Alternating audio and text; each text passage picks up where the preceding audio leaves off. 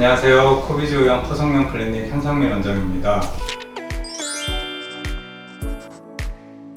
요즘 구축 때문에 상담 오시는 환자분들이 많으신데 공통적으로 질문하시는 부분이 몇 가지가 있어요. 주로 수술 후에 발생할 수 있는 문제점들에 대해 걱정을 많이 하시는데요. 오늘은 구축 후 수술 후에 어떤 문제들이 생길 수 있는지 한번 살펴보고 또 각각 어떤 해결 방안이 있는지 말씀드려보도록 하겠습니다.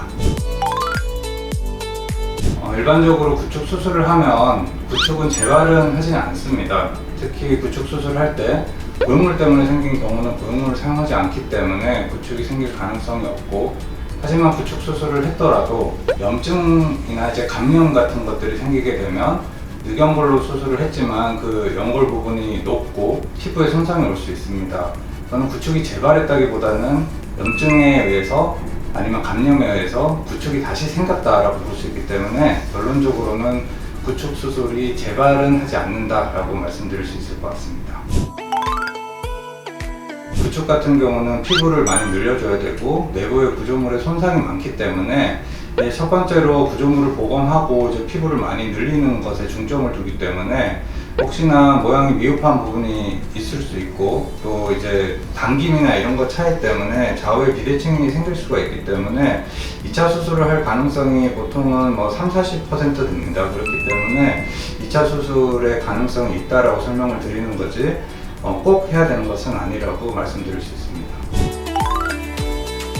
늑연골 같은 경우는 양쪽에 10개씩 있고 뗄 수 있는 부위도 한쪽에 서너 개씩 있습니다. 프레임을 만드는 연골 같은 경우는 정말 심한 경우 여러 번 수술하는 케이스가 아니면은 보통 늑연골을 반대쪽이나 아니면 원래 절개선을 따라서 들어가서 채취해서 수술이 가능합니다.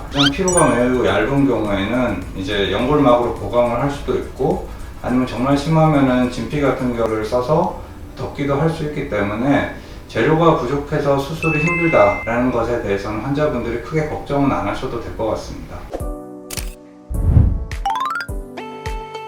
코 부위 같은 경우는 피부에 손상이 심해서 콧등을 절개한다거나 그러지 않는 이상은 일반적으로 비주에 예전에 수술했던 흉터로 들어가게 되고, 단지 많이 코가 당겨지기 때문에 코를 많이 늘리고 그러게 되면은 일반적인 코 수술했던 것보다는 좀 비주의 흉터는 조금 더 남을 수 있고, 비주의 흉터가 많이 심하면은 나중에 흉 조정술이나 이런 거를 통해서 조절을 해줄 수가 있습니다. 콧등 같은 경우도 어쩔 수 없이 불가피하게 절개를 해서 코를 내려야 되는 경우가 있게 되는데 2-3개월 지나면 보통은 흉터가 많이 보이지 않지만 그래도 개인 차이가 있고 하여 보이거나 이런 부분이 있으면 6개월 정도 지난 뒤에 흉 조정술을 통해서 좀 더 평평하게 해주고 흉터가 덜 보이는 수술을 할 수가 있기 때문에 무슨 문제가 생겼을 때는 항상 의료진과 상의하는 것이 중요하다고 생각합니다.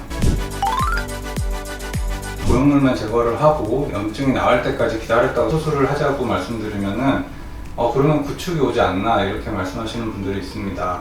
고용물을 콧등에서 코끝까지 쓸 경우가 아니라면은 코끝에는 이전에 연골 같은 것들이 있기 때문에 코끝이 많이 들리지는 않고 고용물을 제거하고 염증이 다 나은 다음에 수술하시는 것이 더 안전하고요. 항생제 치료하고 한 3개월 정도 이게 경과를 보고 그때도 염증이 없고 코도 조금 말랑해지고 이랬으면은 수술이 가능하고요. 그래도 고용물 제거하고 6개월 정도 있다가 수술하는 것이 더 경과는 더 좋다고 그렇게 말씀을 드리고 있습니다. 지금까지 구축코 수술 후 발생할 수 있는 문제들에 대해서 살펴보았습니다. 구축코는 호흡하는데도 불편할 수 있지만 일단 외형적으로 코가 찌그러져 보이고 들려 보이고 변형이 오기 때문에 그런 구축코 환자분들에게는 마음까지 함께 헤아리는 것도 중요하지 않을까 그렇게 생각합니다.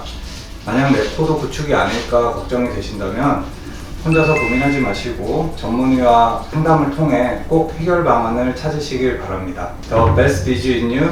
감사합니다.